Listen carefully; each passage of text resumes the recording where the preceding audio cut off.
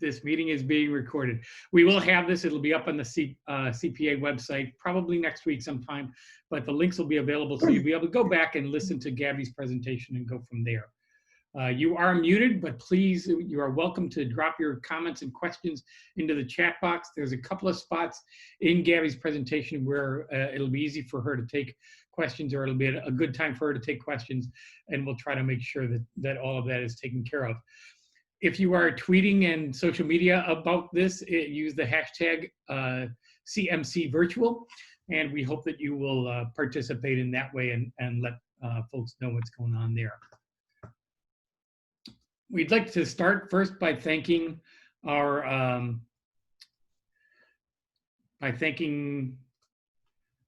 sponsors. We have several sponsors who have helped make this happen, and who have helped make the virtual CMC happen. You know, this has been free, and so at no charge, thanks to Missio Diocesan Publications, which you know as the creators of My Parish app and Evangelist, Catholic News Service, Our Sunday Visitor, OSV, Faith Catholic, Knights of Columbus, and EWTN. And we thank them all for their support. It is without them, we could not have continue to have the CMC, and it would not have been free. And you know that all of us who work in the nonprofit world love the word free. So, so that is very important to us from there. Again, remember to drop your comments and questions into the chat box, and we'll get to those as soon as we can. I'm just going to admit a couple more people to the room, and we'll get caught up. In the meantime, I would like to introduce to you our current speaker. One of the things, we've done a couple of different strategic planning processes in Baltimore since I got there. And people will say, well, how did you do it? And I'll say, you know, or what did you do? And my point is not, and I'm sure this is Gabby's too, it's not what results we came up with, but the process that we came to those results is almost more important than the results themselves.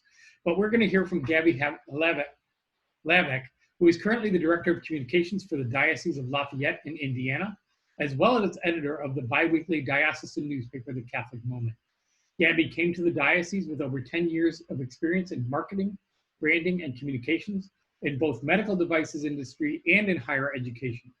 Her experience includes overall branding strategy, website development, digital and print mediums, social media, event planning, and sales, all the kinds of things that we are all working with every day. So we appreciate having her here.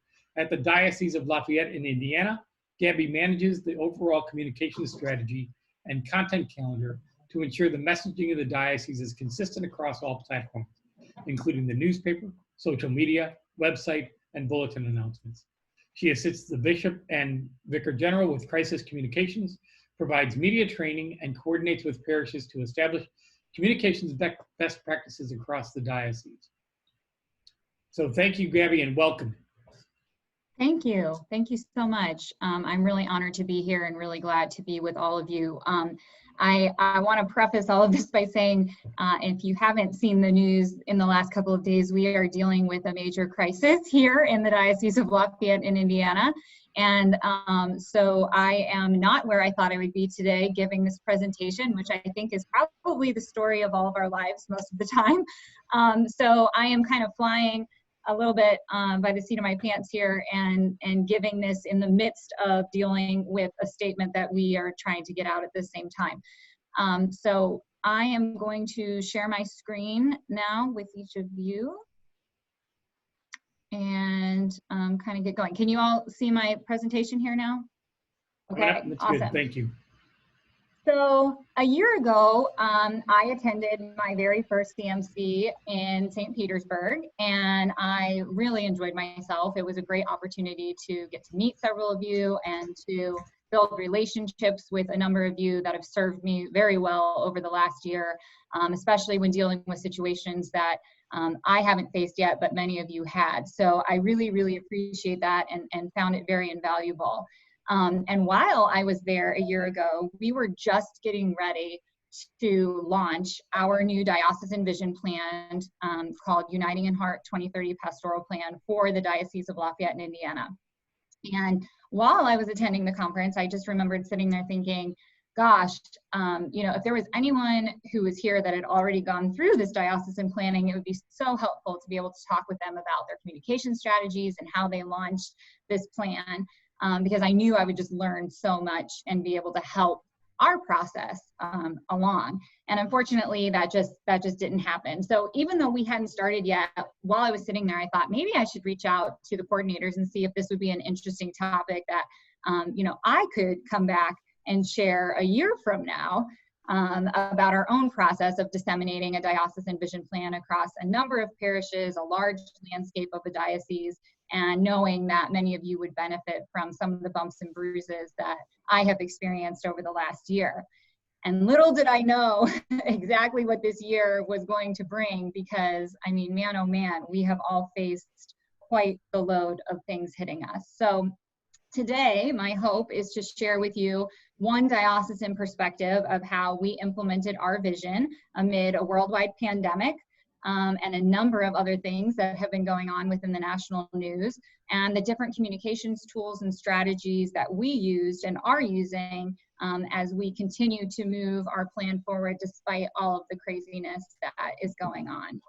And I've only got 90 minutes to do it. So, oh, yeah, just give me 1 second, guys. I'm sorry.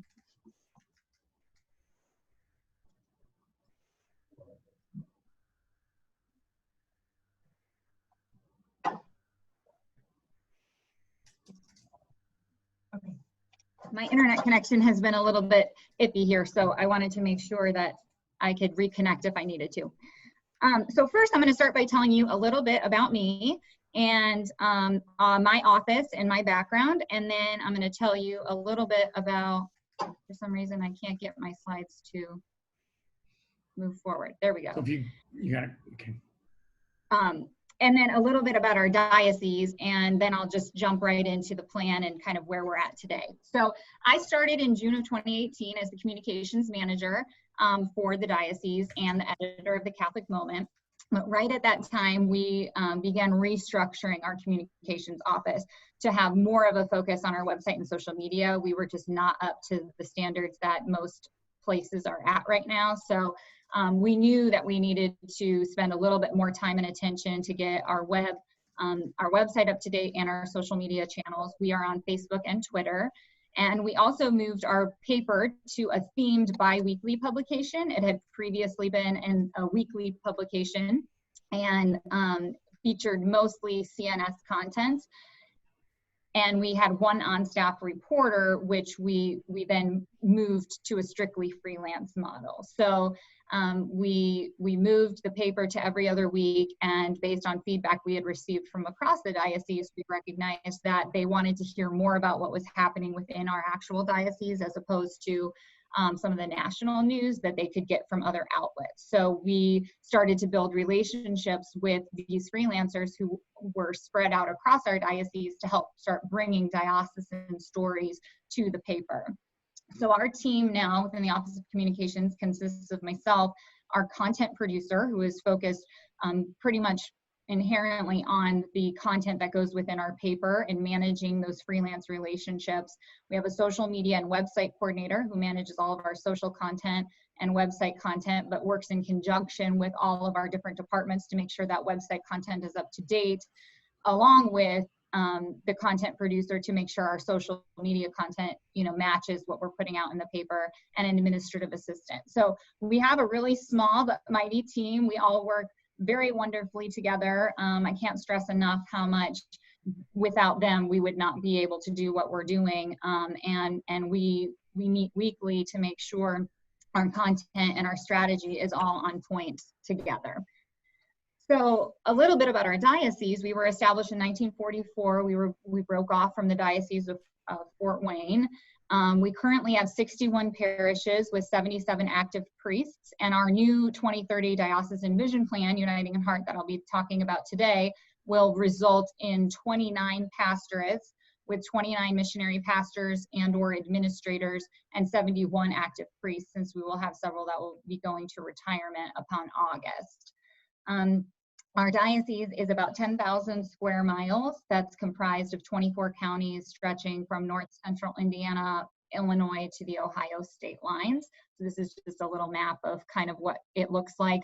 Those 3 boxes indicate the 3 deaneries that we have. We're moving from a 5 deanery structure to a 3 deanery structure as of August 19th, when our Uniting in Heart Pastoral Plan will launch.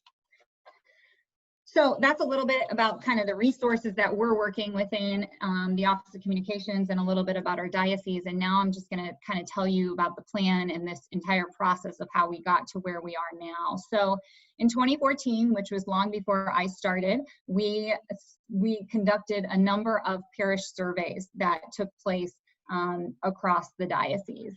And the bishop's leadership team, crafted that survey, collected that information so that we could help understand what were the strengths, the opportunities, and the areas that we needed to help our parishes grow from a diocesan chancery perspective. So based on those results, then the bishop's leadership team went out and conducted these parish visits as well to help have ongoing conversations with the leadership teams and the pastors of the parishes to really understand how we could better serve them. And the original Uniting in Heart document was promulgated. And I'm going to try to share with you kind of what that looks like. If I can share my screen here, we go. Okay, so hopefully you can all see this now. And this was the original Uniting in Heart document. It was a very generic and basic PDF that was published in 2015 that just kind of outlined some of the goals, the mission statement for the diocese, and some of the vision things that we were hoping to accomplish over the next couple of years. So this was put together and released to all parishes. And then, let me get back to my slides here.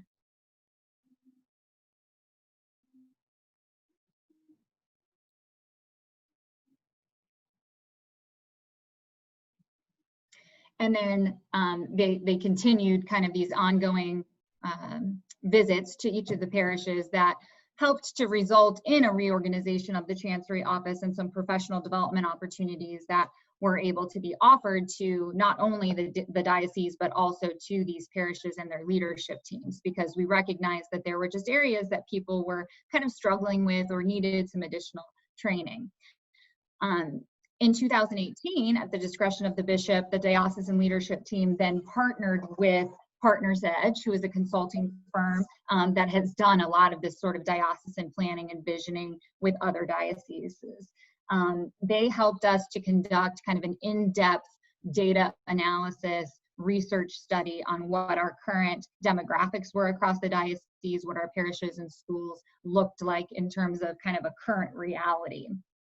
He encouraged this diocesan leadership team, who was able to have this bigger picture perspective, to use all of this data and information so that we could develop this new pastoral plan. So in 2018, this group kind of got together and with Partners Edge and really started to think through what are the areas that we need to bring vibrancy and vitality to our diocese, and how are we going to go about implementing this new vision across the diocese. So these results that came about from this research study were then shared with the presbyteral body, and we solicited additional feedback from the clergy at that time. So I'm not going to go into detail on this. I included this in the slide set so that if you wanted to go back and look at it at a later time, it was there. But it kind of outlines how this process really began in 2014 and all of the steps that we took up until where we're at today in terms of collecting this feedback and kind of molding the plan of where we are today. I think it's important to know, as we went through this process, and again, I didn't join until 2018, but I've really been in depth in the planning process since then. You know, this was really guided by a lot of common concerns that are being experienced really across the nation right now, but for us specifically within our parishes and school structures. So, Catholics are leaving the church at an alarming rate. Priests are becoming overwhelmed with administration. And not all priests have the skills or the desires to be a pastor. I mean, some just really have gifts and talents that serve them well as an associate, or you know, in a specific specialty in Hispanic ministry or something like that. So, you know, we recognize that those were issues. We also knew there's not a good structure in place for our clergy and lay leaders to professionally develop. And they really felt like they lacked in some of these specific areas listed here: evangelization, homilies, both in their staff and in their councils, which both serve the parishes in different ways. And it's really important that they feel supported. Many parishes felt that they lacked community and faith in action, and the operating and the organizational structures were just outdated, and they weren't there for them. You know, we had a lot of priests who are the maintenance man, the accountant, you know, everything that's within the parish that doesn't focus on the mission and the ministry of what they're supposed to be doing and bringing souls to Christ. So we knew as a chancery office that we had an opportunity here to really develop some operating and organizational structures for them that they could fall into, to offer more standardized training for everyone, so that they felt supported and had the resources they needed to be able to focus on that specific mission and ministry. So that leads us to what is Uniting in Heart. So guided by that diocesan mission that was originally developed in 2015, the bishop and his leadership team updated that Uniting in Heart vision in 2019. And the goal of the Uniting in Heart 2030 pastoral plan is really to make Jesus Christ known to all people and for the salvation of souls. The plan helps our parishes and schools that make up our diocese to become more vibrant, stable, and mission-driven. We knew that they were not focusing as much as they needed to on the ministry and the mission, because they were spending so much time trying to standardize these operational processes. They were trying to figure out how they were going to do an accounting system, how they're going to do payroll. I mean, they were spending so much time on things that just were not the focus of what they should be doing. So the ultimate goal of the plan is to unite hearts in the heart of Jesus Christ, and to bring people to Christ and to the church through our 3 pillars, which we'll talk about in a little bit. But these 3 pillars of mission, community, and witness were built to help describe what our goal and our mission is.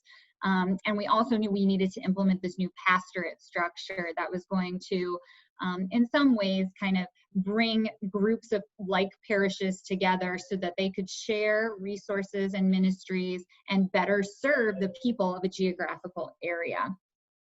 It also allowed us to identify strong leaders with a missionary spirit to pastor and to best utilize the gifts and talents of our clergy and lay leaders. So again, just kind of speaking to, not everybody wants to be a pastor. So when we have 77 active priests and 61 of them are pastors, there's probably some likelihood there that not everybody feels like they're using their gifts and talents in the best possible way. So we knew this new pastorate structure would allow us to kind of do that. So as we were preparing to launch this new plan, so that was almost 1 year ago exactly, it was the week of June 25th, we led up to that with these consultation meetings with the diocesan leadership and the entire presbyterate. So twice a year we get together as diocesan leadership and clergy, staff and their lay leaders, to kind of get training or to have a meeting with the bishop to share different priorities and objectives and goals. So we held one of those meetings where we shared a lot of this information. And leading up to that June timeframe, we also had many introductory articles within the Catholic Moment, our biweekly paper, to kind of begin introducing these key concepts that were associated with the Uniting in Heart pastoral plan. That way people could kind of start to understand what we were hoping to do and what the goals and the vision was, so that these meetings, when we announced the plan, did not come as a complete shock to everyone. We developed branding that was associated with it. We developed a prayer, and then we started thinking through these save the dates and the actual meeting venues for the public meetings that released the initial draft of the Uniting in Heart pastoral plan, which led us to this. So this is some of our branding that's associated with the Uniting in Heart 2030 pastoral plan. It brought us to the point where we're ready to start sharing the cultural and organizational shifts that our diocese is going to see over the next 10 years as we start to launch into this plan. So before I dive into all of the specific communication strategies and examples of the materials that we've put together and kind of the process we went through of explaining this shift in our diocesan vision, are there any kind of questions that have come in yet so far on just the history of the plan and kind of how we got to where we were ready to launch? We do have one question so far. Okay. It's talks about how would you recommend initiating a conversation on staying focused on the mission during the time of crisis? Angel said that she likes the process that invited parishes and priests to inform the plan, but it seems that many parishes and dioceses are focused on many internal needs and may not be engaged in the mission right now. I know we've had that same experience in Baltimore where it was just, oh, we want to survive not having people in mass. We want to survive reopening the churches, but how do you stay focused on mission? And I know there's been some good work done in Baltimore on that, but if you can explain, if you can answer this question, that'd be helpful. Sure. I think for starters, from my perspective, it's just really, really important that your diocesan leadership team, so for us, that's our bishop, that's our vicar general, that's me within the communications office, our human resources people, our director of planning. I think all of those kind of core functions really need to be in alignment. And I think we all need to be stressing the importance of that mission to all of our parishes on a regular basis. So when they restructured our diocesan office back in the 2017-2018 area before we engaged with Partners Edge, one of the first goals that our vicar general and our bishop put out was that the people who were running our departments needed to be in the field on a regular basis. So I would say 2 to 3 days a week, I was on the road traveling to all of our different parishes, meeting with them, understanding what their issues were and what they were dealing with internally, and then driving that mission message to them, because they needed to understand that from the diocesan perspective, from the chancery and from Bishop Doherty, that the mission is the most important thing. And we didn't want them getting lost in the weeds and dealing with day-to-day things that they could hopefully delegate to someone else or call the chancery to help them deal with. So I think it's most important that your ultimate leadership team is really on the same page with the bishop, and that you are making physical contact with those parishes on a regular basis and driving that point home. If we had not been in the field on the road meeting with these pastors, I think it's really easy to lose sight of that and to just kind of focus on, we need to reopen our parish and we have all these crises and all these immediate things we have to do, and they're not worried about this idea of bringing people into the church. And we've just stayed very united in that message, I think, from a leadership perspective, and making sure that we are touching base with those parishes on a weekly basis, if not even more regularly. How do you make sure that communications and the Catholic moment are part of the planning process and not just an afterthought once the decisions are already made? Can you say the very beginning of that one more time? You broke up on me. How do you make sure that communications and the Catholic moment are part of the planning process and advising how best to communicate the planning process, rather than just being, right, after the decisions are made, here, distribute this? Yeah.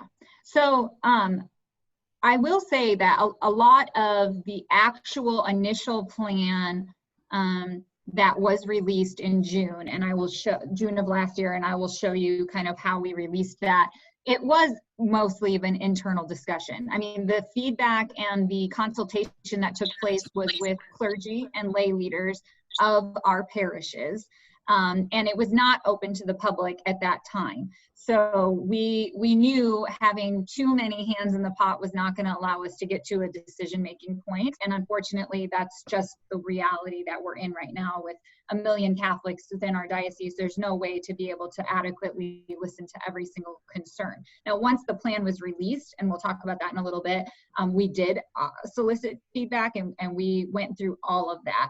But getting up to that point, I think from my perspective, from the communications perspective, my hope was for people to not find Uniting in Heart to be a surprise. So I wanted to make sure that by the time we got to that point of releasing the first draft of the plan, that everybody had at least heard of what Uniting in Heart was, that they understood, kind of some of the why behind what we were doing, and understanding the consultation that had taken place among our parishes and lay leaders getting to that point. So it wasn't like all of a sudden the Catholic Moment presented this plan and they had no idea what it was. Good. We have a couple more questions, and maybe they'll be addressed in the later part of your presentation. But Sure. One question was about how you keep the interest of parishioners in a 10-year plan that's going to be rolling out over that long time. And another question that says, how can we empower the lay leadership who share the mission but not the authority to make the improvements? Well, yeah, I think I'm going to touch on that as we get a little bit further into the presentation. So okay. I think maybe I'm going to go ahead and keep rolling and get Kathy and Charmaine, anything else. Yeah, Kathy and Charmaine, if you don't get the answer to that as Gabby goes along, flag that again in the chat and we'll come back to it in the next question session. Thank you. And don't forget to drop your questions and comments into the chat.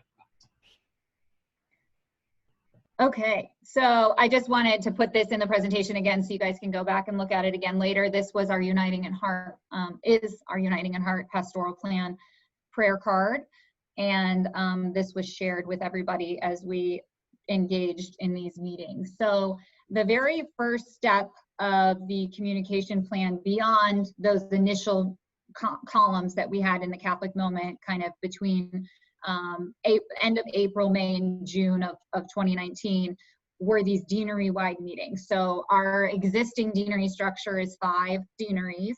So we held a meeting in each of the deaneries at different times of the day so that we could have our priests and our lay leaders of those parishes, along with parishioners in the audience, to hear this presentation.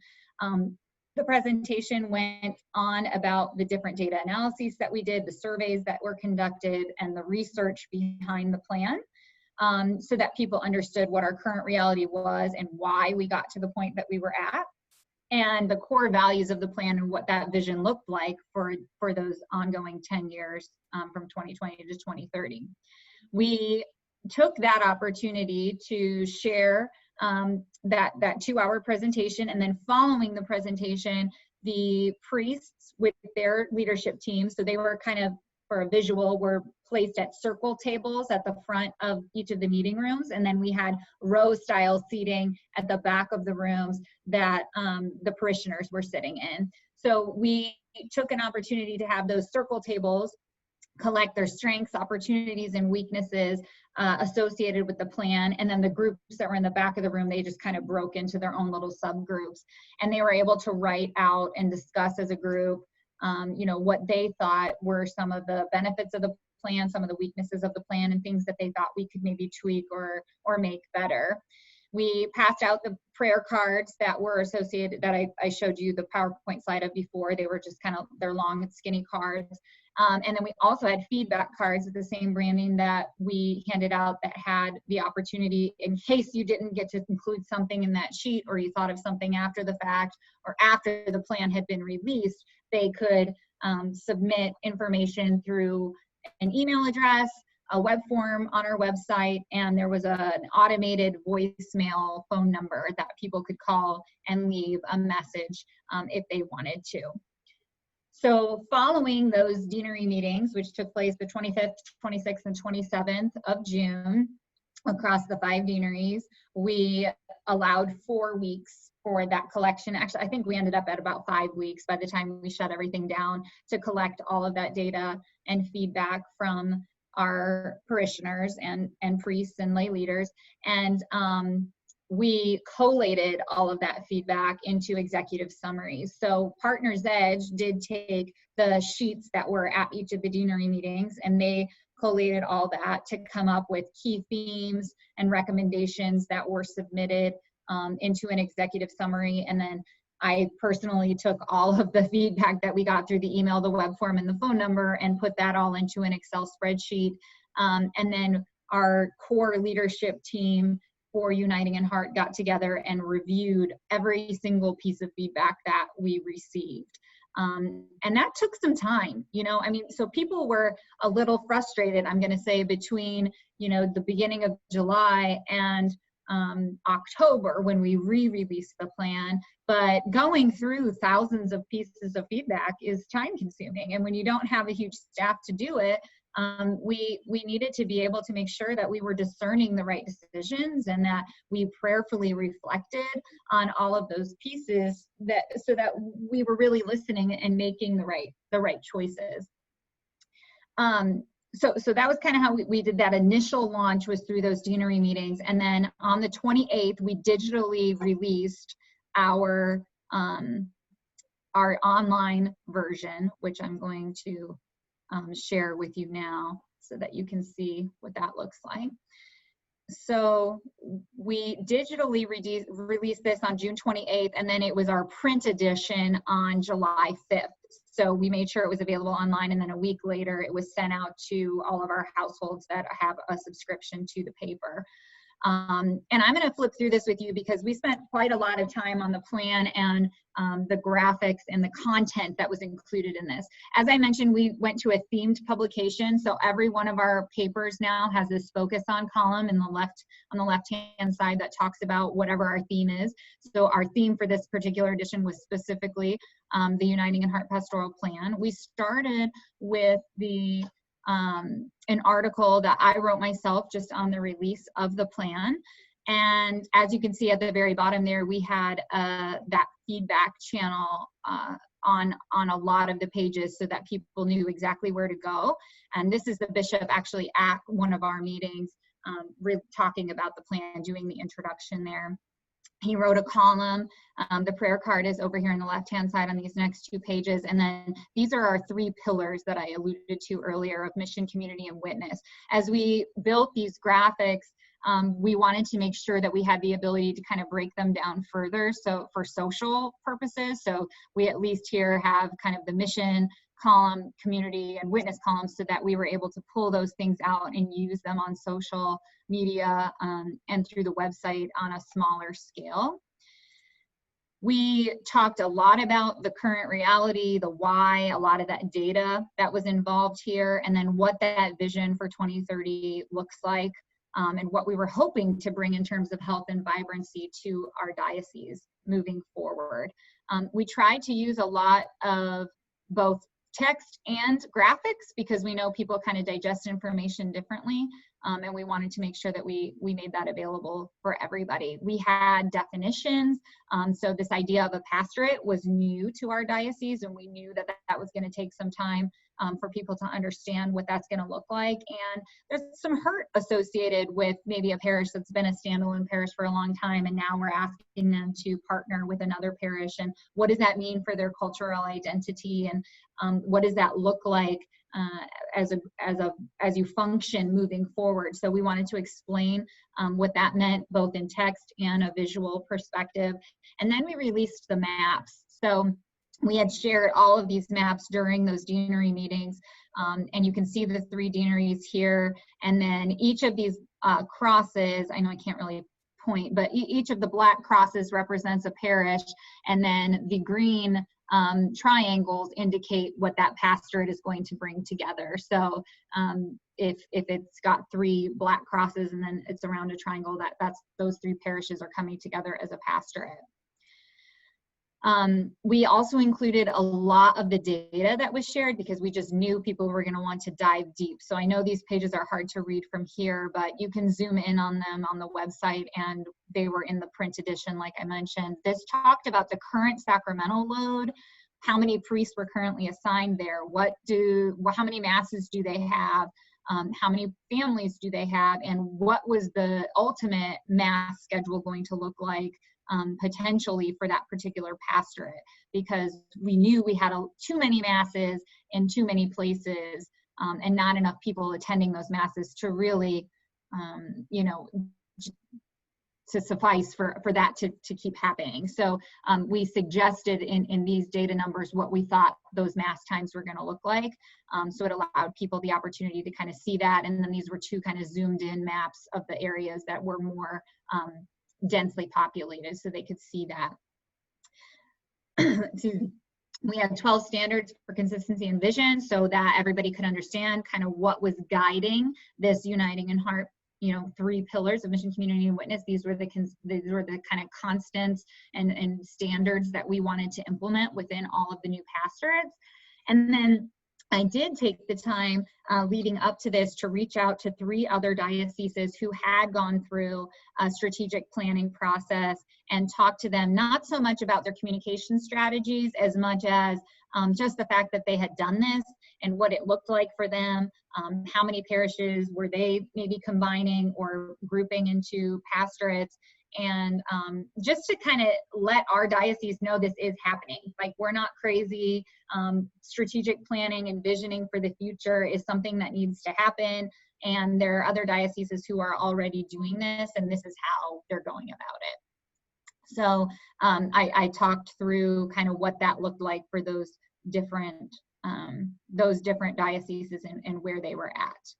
So I'm going to go back to my slide set here.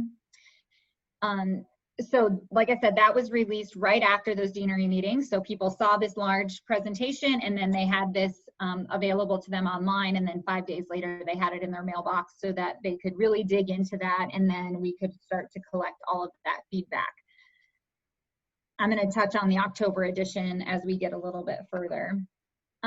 Throughout that process of June to October, when we re-released the plan, we had ongoing articles within the Catholic Moment talking about what was happening in the Uniting in Heart office. So we had different authors highlighting either different aspects of the plan, maybe a definition that we had received that we knew people were not understanding, cultural things that they were worried about that we weren't able to address within the presentation at that time.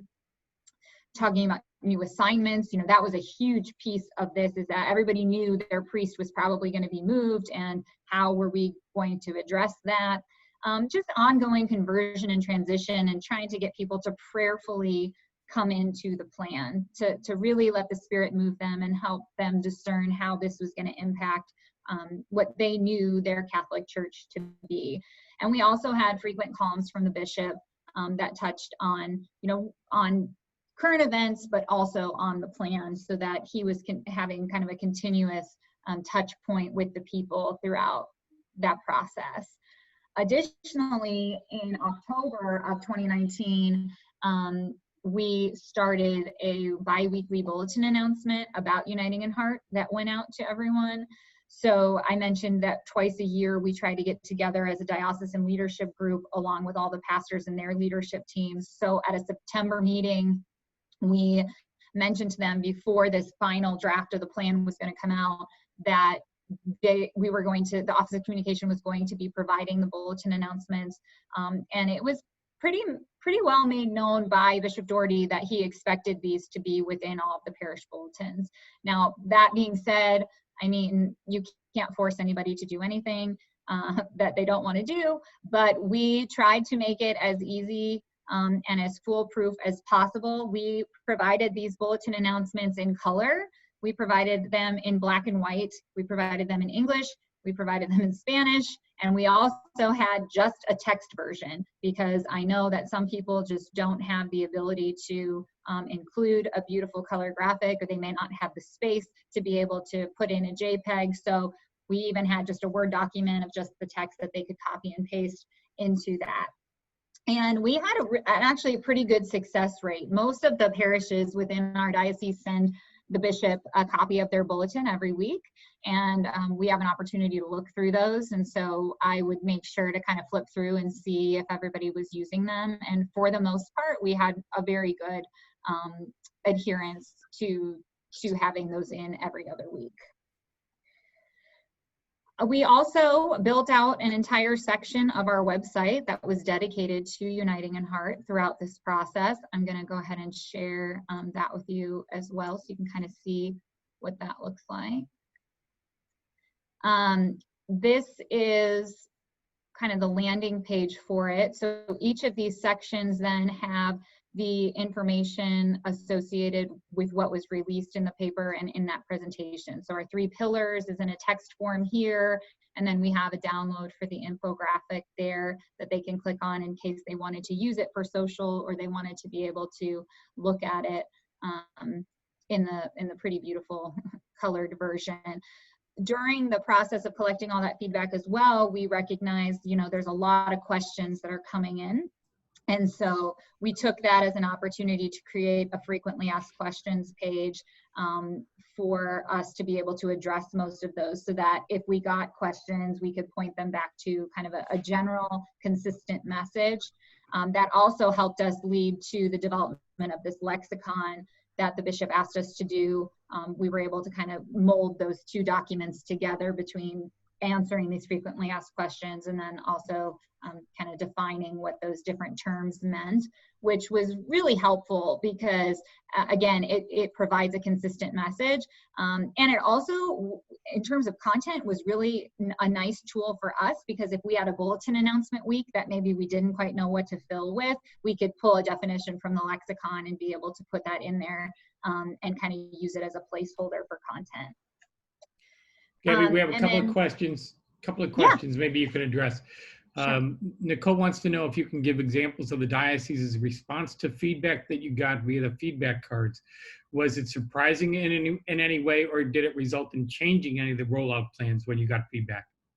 We did ultimately make changes to the plan. And when I show you the October version, which will be in just a couple minutes here, we have very specific sections where we reposted those 3 pillars, for example, mission, community, and witness. And then we have an explanation underneath it that says, these are all the pieces of feedback that we received feedback that resulted in these changes for us to kind of move it forward. We had a change in the number of pastorates, so it went from 27 to 29. And there were a number of changes that we ended up highlighting within that October edition. Like I said, you can't respond to every single piece of feedback, and we made that very clear when we established these feedback forms and outlets, that we were not going to respond to everybody who sent something in, but we also promised that we would review each of them, and we did. So we went through every single piece of feedback, and we went and created kind of, like I said, those common themes of things that we saw. And some of them were, you know, there was actually the creation of one pastorate of 2 parishes within a very suburban area. And a number of the parishioners within the one pastorate said, you know, if you're going to pair us with somebody else, we'd actually be much better off being paired with this other parish, because they have a stronger Hispanic ministry component, and our Hispanic group is really increasing. And so it would be really helpful if we were able to partner with them. And it was just something we just didn't know. You know, when you have a core group of 5 or 6 people kind of looking at everything, you're trying your best to understand, but we're not living and breathing the day-to-day interaction of that parish.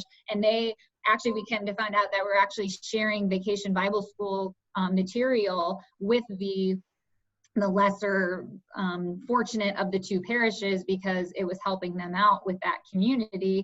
And so there was already a lot of ongoing sharing happening, and we were like, oh, this makes perfect sense. We just didn't know that. So we did collect a lot of those themes, and we made changes throughout the process. But I think it's important, as you're doing this, to make sure they understand you are not going to respond to everybody. And as much as we value your opinion, that doesn't necessarily mean it's going to ultimately impact the final plan. Right. I think one of the things I've heard from our planning people and our Archbishop is often they'll say, just because we didn't change it to do what you wanted doesn't mean we didn't listen and consider it. So that's an important point. Another question is if you can share which avenue had the best results with feedback on the data, print or digital media, social media. Where did you get the most response?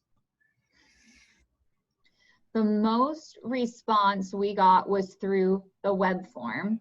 So every, like I would say about 60%, I'd have to go back and look at all of them, but more than half of all the feedback that we got came in through the web form. Very, very few people used the phone number, although I knew if we did not have one, we would hear about it. So we definitely made that available, but we received very few voicemails. And the email we did receive, but you know what I found was that almost everybody who sent an email had already submitted a web form, and they just wanted to like make sure they were covered, and so they submitted it through email as well.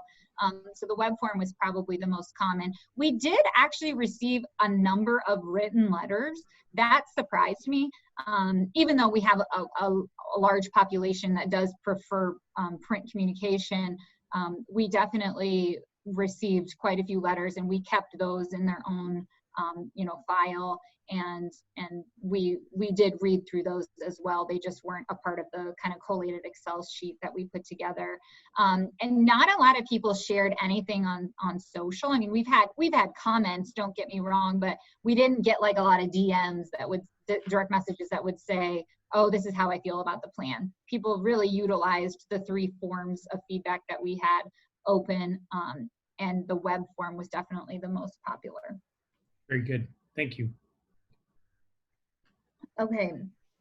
So social is just another avenue, obviously, that we use to kind of disseminate the plan. We rely mostly, our social content comes mostly from what's in the paper. So Melinda, our graphics person who created a lot of the graphics that went along with the Uniting in Heart plan, would share those to social after they had been shared within the paper.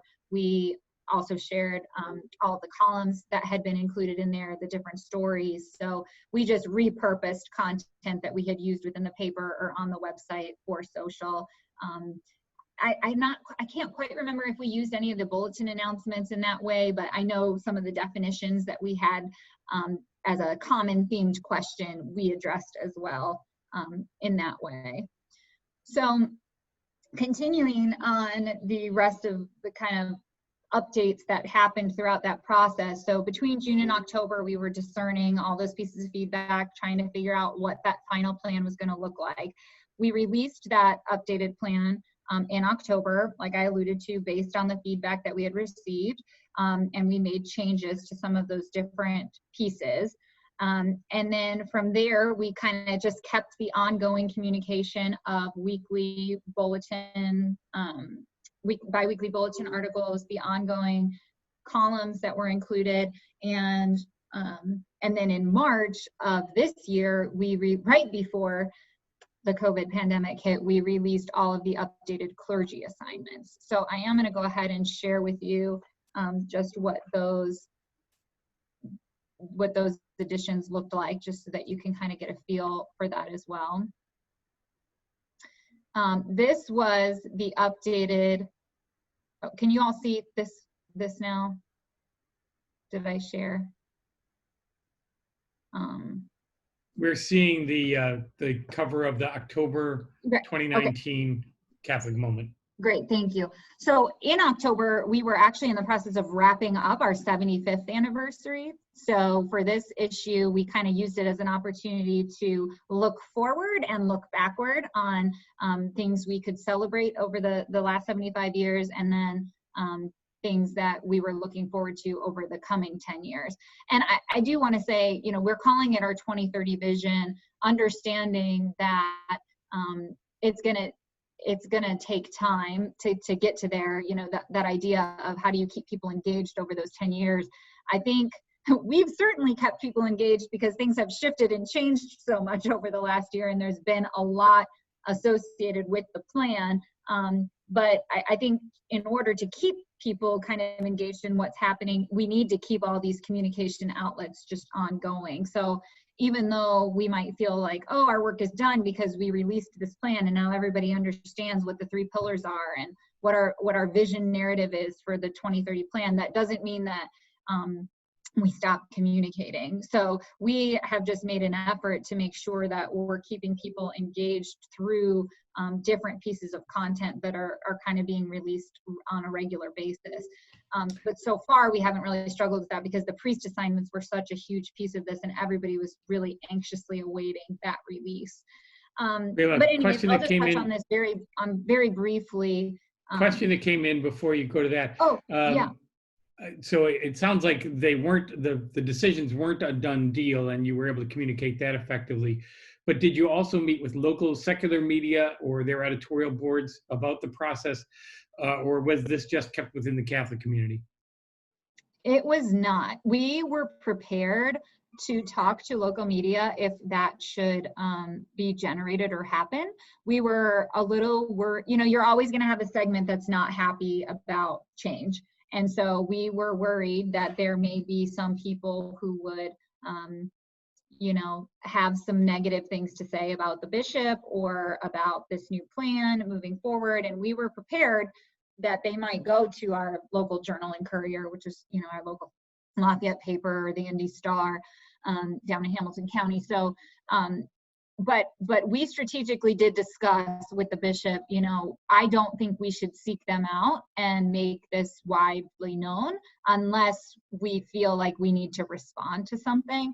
And there was no local coverage of this in any of the local papers or news outlets of people who were upset or proponents of the plan either that we felt like we needed to address on a more national or more local secular level. We just kept it within the Catholic community. Okay, so you can kind of see here, just as an example, that like I talked about the 3 pillars, and then the vision narrative, and over here on the right hand side we said based on feedback received from the deanery meetings and the feedback channels, here were some of the changes that we made.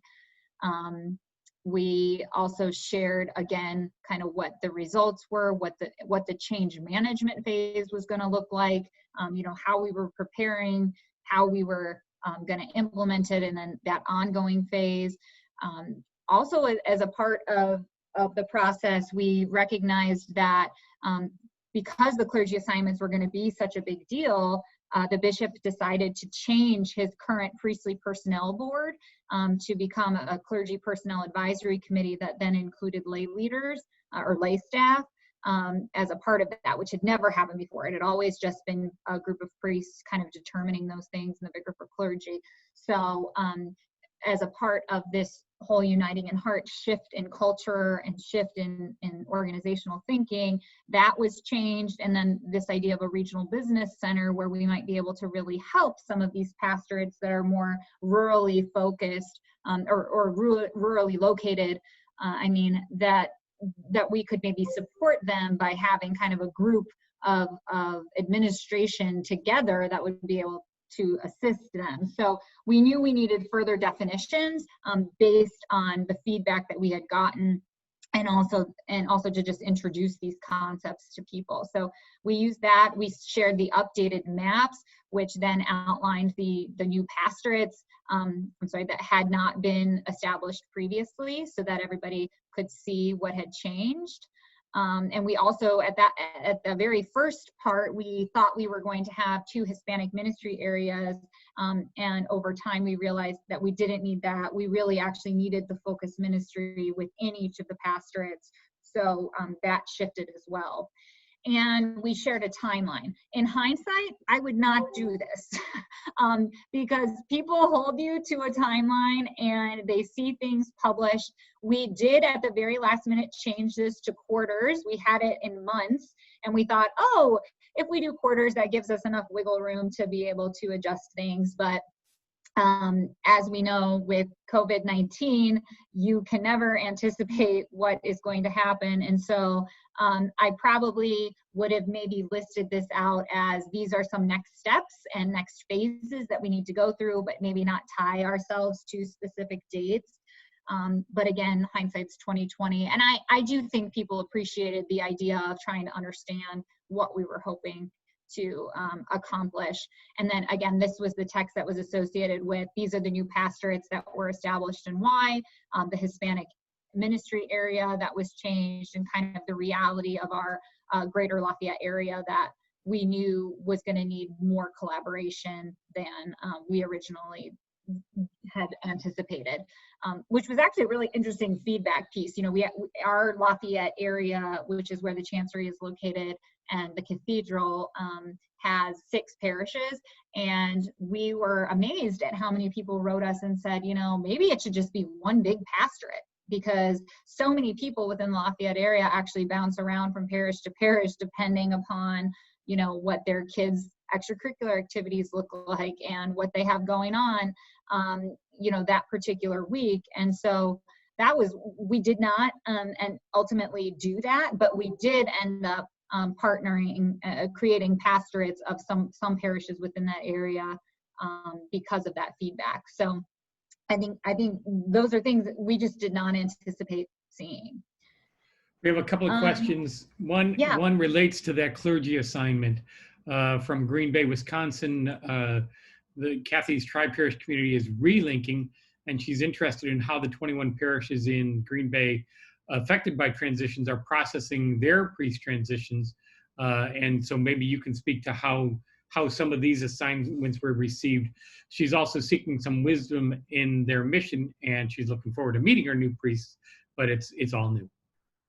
Yeah, so I will say that has probably been, hold on a second here, I'm trying to share that.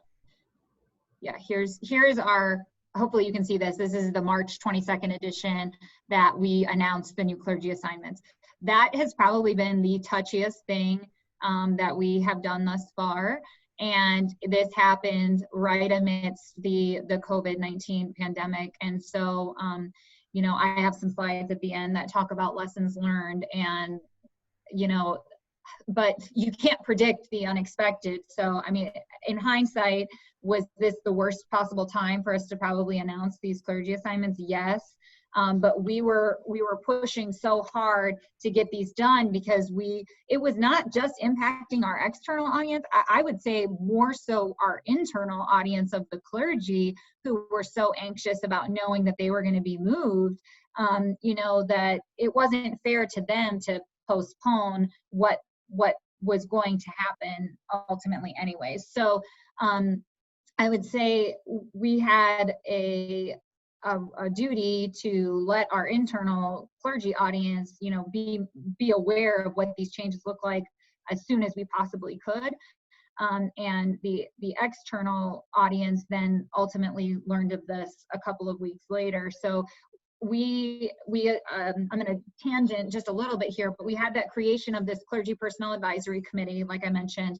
I am a part of that committee. So that was definitely something that was helpful, because as a part of that, I was able to really gauge what our timeline looked like and help us plan what is the communication going to look like. If I had not been in there, you know, I think that would have really made it difficult for a communications leader to be able to anticipate how that process is going to go down, because I would have been told, you know, oh, we finalized the priest assignments and now it's ready to go live.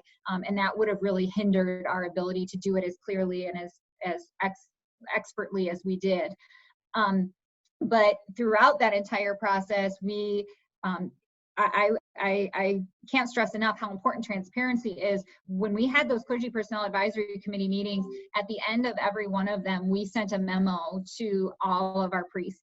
And I can remember we had a number of these meetings where we went off-site, we had retreats, because it was a very prayerful, spirit-driven process.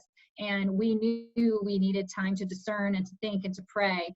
And I can remember leaving maybe 3 or 4 of those thinking, gosh, I have to write another memo to the priest that says, we have not finalized these assignments yet. And I felt like I'm not telling them anything they don't already know. But the feedback we got about how nice and helpful those memos were to them was just all the recognition that I needed to kind of keep them going, because they were just so thankful to be able to hear that we were still working through the process, and that, you know, we were really spending the time we needed to discern, and I think they appreciated that. But for morale, I mean, it's a tough time to try to work through that process. And then to know that there's some people who've had a pastor for 20 years and they're just not going to be happy that they got moved.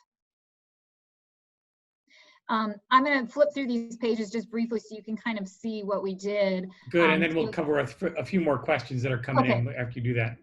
Sure. So this talked a lot about, I will say before this issue came out, we had several issues about the Clergy Personnel Advisory Committee. The bishop announced who was on that, why he was changing it. We had a lot of communications surrounding that. So it did not come as a shock to people that this was happening. Although, of course, you're always going to have people who say, I had no idea this was going to happen. But we did try our best to kind of prime the pump in that way. And the bishop even wrote a really great column here about, priests are ordained to serve their bishop and to serve the people and bring souls to Christ. And that is their ultimate mission. And really just try to keep it very pastoral and allowing people to understand, this is what they're called to do. And you're not called to be a priest at a specific parish for 20 years just because that's what you're used to. And I just want to give a shout out to my girls, Catherine and Melinda, who I think are listening, and just what a wonderful job they did with this layout and the design. We had to canonically list all of the different assignments in the text format, but then we were able to pull together what all of the pastorates looked like with all of the different priests and their assignments and the deacons and where they were going. So this was a labor of love, but it really came together well, and we got a lot of great feedback on this particular issue. Okay, go ahead with the question. So what specific ways did your strategic planning energize your primary goal of making Jesus Christ known for the salvation of souls? Are there any results that stand out? Can you say that one more time? What specific ways did the strategic planning energize the primary goal of making Jesus Christ known for the salvation of souls? Are there any results that stand out? I think we haven't seen all of the results yet because we're still in this process. So I don't know if I mentioned our original launch date. So we set all this into motion last June, and the new pastorates were set to begin June 29th, this last Monday. And during the midst of the COVID outbreak, we worked, and the bishop released an updated memo that we were pushing everything to August 19th. So unfortunately, that has kind of slowed us a little bit. But I will say that we, as a part of this process, we've now implemented 29 missionary pastors. So we're not even just calling them pastors. They're these missionary pastors who have a heart for the evangelization of bringing souls to Christ. And these pastors and the priests that are set to serve within those pastorates, I think have a renewed sense of mission and ministry, because they now realize that that is what they're going to be able to focus on. And they're not going to have to be the ones shoveling the parking lot in the middle of January because they don't have the resources to help support them. And so I do think that there are a lot of pastors that are really excited and energized about the opportunities that exist for evangelization within their parishes and some of the new programs that we're going to be able to introduce as a part of that. And another big piece of this too, that started back in 2015 was the opportunity for professional development, but we are now offering very extensive training on a monthly basis on how do you form a leadership team, how do you lead from a team. We have a lot of training that's going to focus on, types of listening, emotional intelligence, things that these pastors and their leadership teams have never been able to do before that we are going to offer them. And then the clergy is now going to have ongoing monthly formation at a minimum of the presbyterate getting together and forming and bonding in a way that they've just never had that opportunity before. And our bishop has been pushing this for years, that we need to have this ongoing formation for our clergy. They need to be able to have the time to, reset themselves and get themselves energized in their ministry and in their mission, but they haven't had the time to do that. And now, as a part of Uniting in Heart, they are. And so even though those trainings have only just begun and the ongoing formation won't kick off until August, I do think that that's going to be a very real result of this, that the pastors and the clergy are going to be super excited about. And I'm now trying to strategize, how do we share that with the public, with the lay faithful, so that they can understand just how energized this makes their priests and how they're going to see the fruits of this in their parish as they are going back to Mass and experiencing their new pastor. You alluded to the priest not having to shovel the snow because they have enough resources. Lorraine wants to know if stewardship and fundraising are part of the plan, and if so, in what way? Yeah, so we're actually in the process of changing our stewardship and development program as well. And I'm certainly not the expert on this. We have a director in that area. So if you have very specific things, you can feel free to email me and I can point you to him. But we are changing to a passion-driven stewardship model, which is a part of that third pillar of witness, which I think we have in this edition here. I might flip to it for that sake. Yeah, so you can see that that's a part of this here in the witness, the passion-driven stewardship and faith in action, which encompasses certainly fundraising and funds, but also time, talent, and treasure. And for the folks that maybe don't have the ability to give a huge gift, but they do have the ability to come and shovel that parking lot on the weekends because they want to be able to give back to the parish and they just haven't understood how to do that. And so our stewardship director and his team have created a stewardship advisory committee, which we've never had before either. That kicked off earlier this year. And that includes lay leaders as well as the directors of operations for a number of our parishes, and then a few pastors who are helping to guide what that looks like at the pastorate level, because we know we can't push this down from the diocesan perspective without having that internal feedback. So that stewardship committee is working with Mike and his group to help formulate what that looks like. And it's actually resulted in a different model for our diocesan capital campaign. So we are moving from a every other year campaign to a yearly Catholic Ministries campaign. We renamed it. It's falling in line with the Uniting in Heart branding. So they're using the Uniting in Heart concept because it fits so perfectly into our witness pillar. And I'm going to say, just for all of you that are like, wow, this sounds like it's so put together and so great, that did not come to us until after. So, I mean, that passion-driven stewardship piece was a part of that reformulation between June and October. And that was when that was encompassed into that witness pillar. And that's when this whole idea of how do we engage the stewardship committee and the parishes and change this ministry appeal to something different. So that was, again, something we realized along the way. Great. And then a couple more questions. One question from Beth about priests being reassigned in their diocese. They have about every 5 years or so. I know some dioceses have 6 or 12-year terms. Do these assignments have term limits, or are they kind of lifetime assignment to the pastorate? So that's a question there. Can you say the very end of that one more time? I'm sorry. So is this kind of a lifetime assignment to that pastorate, or are they still going to have a term limit? I'm trying to think about their assignment letters right now. I'm pretty sure we only set the terms for 1 year. Don't quote me on that, but I'm pretty sure we set them for 1 year in this initial first year because we wanted to be able to have the opportunity to revisit that. This is a real shift in thinking, in culture, in organizational structure, in the pastorate model. And we wanted to be able to have that flexibility to go back a year from now and say, how are you doing? And something else I've been pushing hard on too, that we've never done evaluations of our priests before. They have, an annual maybe performance evaluation where they're talking with the vicar for clergy, or they're checking in with the bishop. on certain things, but we've never really had like a formal evaluation process. And I don't say that in terms of, oh, we should critique them, but how do we measure if this plan is actually working, and how do we measure the success of the evangelization programs that we're putting into place? And so I would love to be able to kind of establish what that looks like, not so that they feel like like I said, that they're being critiqued, but so that they can set goals for themselves of what does this look like, and how do I know I'm succeeding and doing a good job, and what are the areas I need more support from the diocese, because that's important from our core team perspective to make sure we're offering them what they need.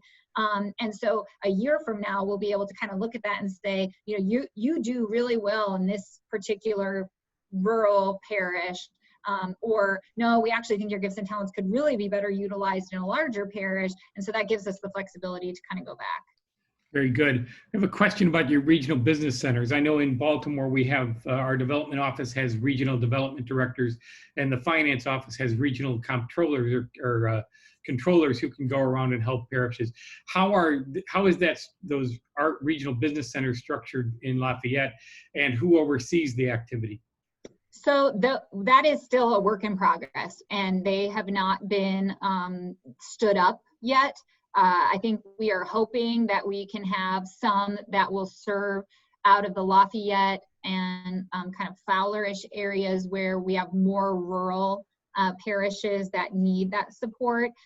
It is a conjunction between the Office of Planning and the Office of Administration in terms of how that will be managed and who they will report through. But the finance department and the planning department have a big piece of that. And we also have an HR piece of that too that's going to have to be kind of figured out in terms of hiring. But that's an area that we know all of our parishes could use help with. Like, you'd think we would have consistent job descriptions across the diocese for how to hire a director of operations or something like that, but it hasn't been in the past. So we're trying to find what specific areas like technology and HR and accounting that need some standardization that's a part of this plan, and then how do we implement that in a regional area so that certain parishes can funnel up through that. But it's still in process, and COVID really did put a stall on some of that. Sure, that makes sense. Great, thank you. Okay, let me. So we've got just before we go on. Just if you have any other questions, we will try to get them all, but we do need to try to wrap up by about 4:25 my time, 3:25 Central, et cetera, across the country, because we have a few things to do as we wrap up at the end. So we have probably about 10 minutes left for Gabby to present and answer questions. I was worried I wasn't gonna be able to fill this time, but you guys are great. So I want to switch now to some of the internal strategies. And again, if the slide set's available, you can read some of this, but I just wanted to reiterate that we communicated on a very ongoing basis with the internal clergy audience, because we knew that their buy-in to the plan was critical to us being able to push this out to the people. Because who are the people going to go and talk to when they hear about something? They're going to go to their priest and their pastor, and we needed to make sure that we had that buy-in. By no means is it perfect and is everybody bought into the plan, but that said, we knew we needed to be able to say, that's why that timeline was built that I showed you at the very beginning. Look at all the different times we consulted the Presbyteral Council or all of the clergy at their convocation, or you and your leadership team by coming out and meeting with you. We needed to be able to kind of show along the way all those different times that happened. So this is just kind of a little bit of detail about those further levels of consultation that took place with the clergy throughout the whole process. After that final draft was completed at the beginning of October, after all that feedback had been received, the bishop then went to the Presbyteral Council for their final suggestions. It did not go back to the entire presbyterate because, again, we didn't have the time, and we also knew we had been through so many iterations of this that we just needed to focus on kind of that last piece. So the Presbyteral Council is who the bishop relies on to kind of be the voice of his presbyterate, and that was where that went. And then again, throughout this entire process, we had frequent memos going out to all of the clergy via the bishop's office or through our Office of Communications. And I just can't stress that enough, that I think that's actually maybe my next slide, that transparency is just so key here. And even if you feel like you don't have anything to communicate, the fact that you send something out, they are grateful for. I mean, at least that's my own personal experience. And every time we had one of those CPAC meetings, or we met to discuss other feedback or changes. So after those feedback channels closed, we issued a memo that said, this is how many pieces of feedback we received. We're prayerfully discerning this. A couple weeks later, you haven't heard from us, but we're still prayerfully discerning on this feedback. We know that there's going to be changes that have to be made because of this. So just constantly keeping those communications going, so that they feel like they're a part of the process. A couple of other important points. I would, in hindsight, taking more ownership of the plan during those initial presentations. So when we did those deanery meetings, it showed you the picture of the bishop doing the introduction on the front page there. Partners Edge took over after that and presented all that in-depth data and demographic and research information, and then those 3 pillars. We fought for a long time after that, everybody saying Partners Edge's plan. That it wasn't Bishop Doherty's plan, it wasn't the diocesan plan. It was. We were 100% involved in every single one of those meetings. We drove that vision, and Bishop Doherty was 100% behind what we presented that day. But because it was Partners Edge up there kind of as a spokesperson initially, I think that caused a little bit of tension, and people felt like maybe we were being told what to do as opposed to being an active part of that process. So that's a lesson learned that we would probably do differently. I also really wish from the very get-go we would have had better collaboration on the creation of those maps, because they just really didn't go with our branding. I felt like they kind of looked like an eyesore, and all of the stuff that we put together as a Catholic Moment group, because it was what they had created, and that made sense. But if we could have maybe provided them our color scheme, the logo, some of those things, I think it would have felt, again, more like a diocesan plan and not like we just placed these Partners Edge graphics in on that. This is about the social media toolkit we're about to provide, but really the point of this slide is provide resources and tools to the parishes that you want them to use, and make it as easy and as foolproof as you possibly can. So again, this is just a resource for you to go back to if it's helpful. But again, those bulletin announcements that we provided, make it easy for them to just drop them into place. And as we get prepared to launch into our new pastorates at the beginning of August or the middle of August, these are some of the things we're going to provide for them, because we want them to be excited and cheerleaders of the plan leading into their new priest coming in, their new pastor being welcomed. So these are some of the things we're going to provide for them, so that all they have to do is kind of drop in some information and make it easy for them so that they can do that. Because we also all know some parishes have a director of communications or a social media expert, but some just have a secretary sitting at the front desk, and they have to do the bulletin, and they have to do the website, and they have to do everything, and they just don't have the time, or they may not have the experience to be able to do that. Questions coming in, were diocesan jobs eliminated? The word restructuring suggests job elimination and or job consolidation. And I guess the question that we often get here in the Archdiocese of Baltimore is, are parish jobs going to be eliminated when you combine a pastorate and you don't need 4 different staffs, you only need 1? Right. I think that is one of our frequently asked questions. That's on the page, and we just very initially said, no, that's not the goal. The goal is for us to be able to serve the pastorate in the best way possible, and it will be up to the pastor and his leadership team to make those decisions once the new pastorate starts to get into place. But we have advised actually all of our parishes to not let anybody go during this time, and to kind of reaffirm that their roles and responsibilities are needed right now. It's just that things might shift, because maybe there needs to be a bigger focus on evangelization now than there had been before, and somebody's skill set needs to be used elsewhere. But that is definitely a question that comes up, and we have had to have conversations with our pastors to make sure that they aren't just starting to let people go before they move into their new pastorate, because it's really not their decision to make. Very good, thank you. prepare for the unexpected, right? I mean, that's easier said than done. But we did get ongoing questions and concerns, especially regarding the timeline and the clergy assignments once COVID-19 hit. The bishop did issue a statement, like I said, in April, after we had been closed for about a month, saying we do need to push these pastor assignments out until August. And we just kind of adjusted and adapted as we went. As we got a lot of feedback letters in from the bishop, he does a great job of sharing those with myself and our vicar general. And we would meet on a weekly basis and just kind of say, what do we need to address right now? Because they are concerned.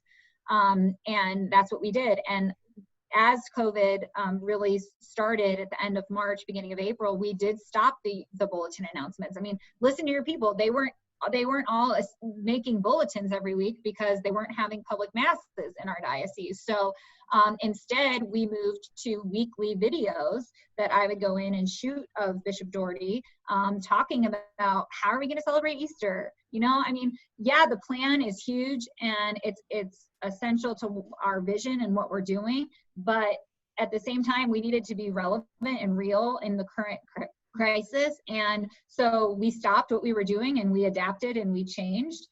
And we've had ongoing weekly memos regarding liturgy and worship updates as well throughout that whole entire process too. And so I think that helps people trust you too, because you recognize, you know, yeah, our ultimate goal is to keep this on track and to launch, but we also know that's not the world we're living in right now. So how do we adapt to what we're facing? And, you know, these things probably go without saying, but working as a team, I mean, I can't stress enough how much my communications team and I work so well together.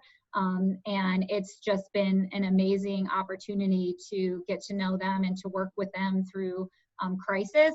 And then the same with our core team that consists of the bishop and our vicar general, myself, and planning and HR and our vicar for clergy. Like, when you can trust your team and all really vibe the way that we do, I'm just very, very blessed that we have that ability to have honest conversations with one another. It really helps. And pray into it. I mean, ask the Holy Spirit for guidance and take that time. There were many times that we said, we need to make a decision before we leave this meeting today, because if we don't, we're going to be off track.